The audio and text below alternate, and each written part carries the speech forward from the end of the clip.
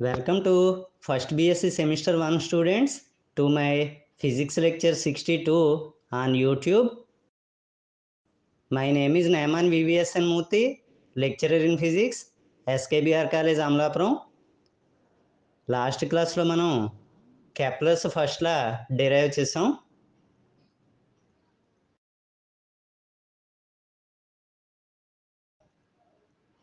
Today's topic is Kepler's second and third laws and proof for first BSc semester 1 students studying under Adikavi Nannaya University, Rajmahendravaram. ఇది first BSc వాళ్ళకి class number 14. So మనం physics 1 mechanics waves and oscillations study చేస్తున్నాం. అందులో unit 2లో central forces కేంద్రీయ బలాల గురించి చదువుకుంటున్నాం. Kepler's laws of planetary motion start చేసాం. కెప్లర్ గ్రహగమన నియమాలు సెకండ్ లా చూద్దాం. ఇక్కడ ఎలిప్టికల్ ఆర్బిట్ తీసుకుంటే సన్ని ప్లానెట్ని కలుపుతున్నటువంటి లైన్ని రేడియస్ వెక్టార్ అని పిలుస్తాం, వ్యాసార్థ సదిశ. ఈ రేడియస్ వెక్టార్ ఏమిటవుతుందంటే ఈక్వల్ టైమ్ ఇంటర్వల్స్లో ఈక్వల్ ఏరియాస్ కవర్ చేస్తుంది అని చెప్పారు. దీన్ని సెకండ్ లా అంటాం. సో ఇక్కడ the radius vector joining the sun and the planet covers or sweeps equal areas in equal intervals of time. దీని నుంచి ఏరియల్ వెలాసిటీ రిమైన్స్ కాన్స్టెంట్ అని చెప్తాం. రెండో నియమం ప్రకారం సూర్యుని గ్రహాన్ని కలిపే వ్యాసార్థ సదిశ సమాన కాల వ్యవధుల్లో సమాన విస్తీర్ణాన్ని ఆక్రమిస్తుంది లేదా చిమ్ముతుంది. దీని నుంచి విస్తీర్ణ వేగం స్థిరం అని చెప్తాం.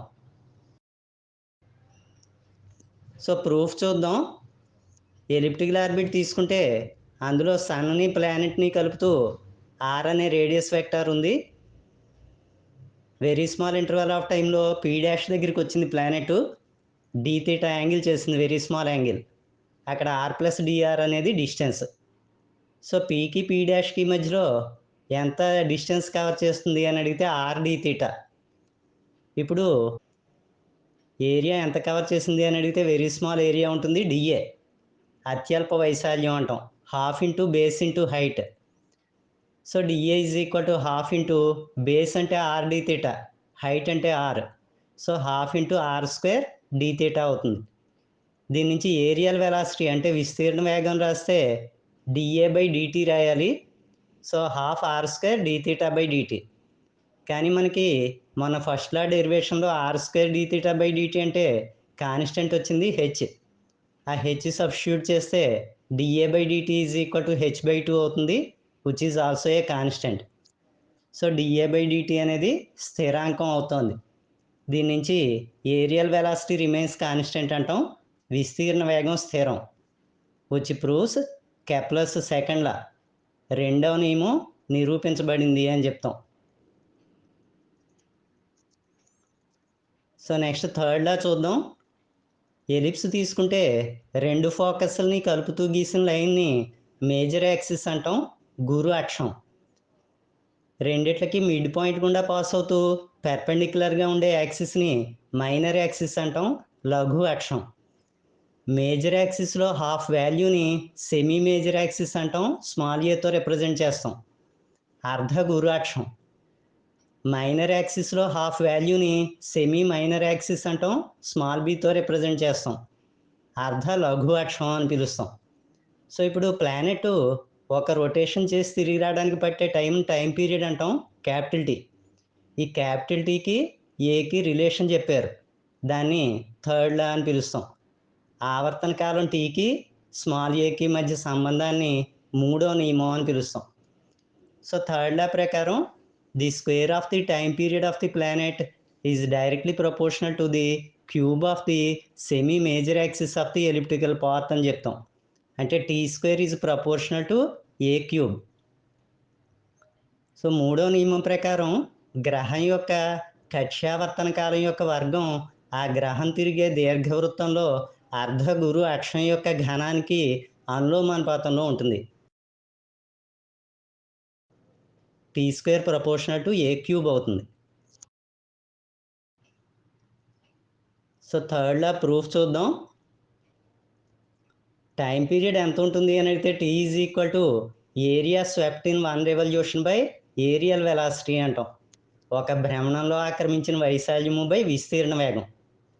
కానీ ఇక్కడ ఏరియా ఎంత ఉంటుంది అని అడిగితే ఎలిప్స్ ఏరియా రాయాలి పై ఏబి. వైశాల్యం అనేది పై ఏబికి సమానం.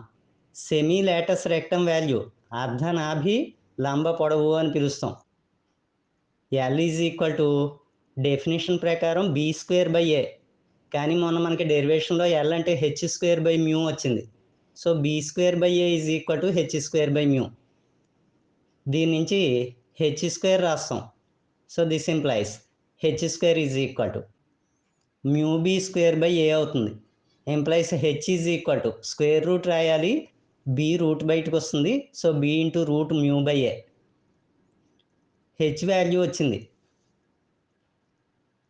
ఇవి తీసుకెళ్ళి టైం పీరియడ్లో సబ్స్టిట్యూట్ చేస్తాం. T is equal to area అంటే pi A B divided by H by 2 రాయాలి. ఏరియల్ వెలాసిటీ అంటే ఇందాక వచ్చింది H by 2.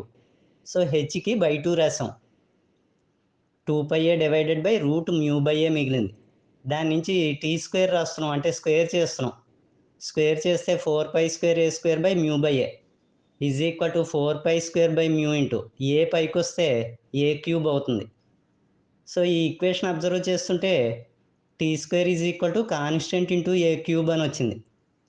So this implies T square proportional to A cube అని చెప్తాం. So Kepler's third law proof అయింది.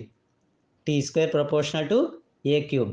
కెప్లర్ మూడవ నియమం నిరూపించబడింది అని చెప్తాం. సో ఇవి డీటెయిల్డ్గా కెప్లర్స్ సెకండ్ లా, థర్డ్ లా.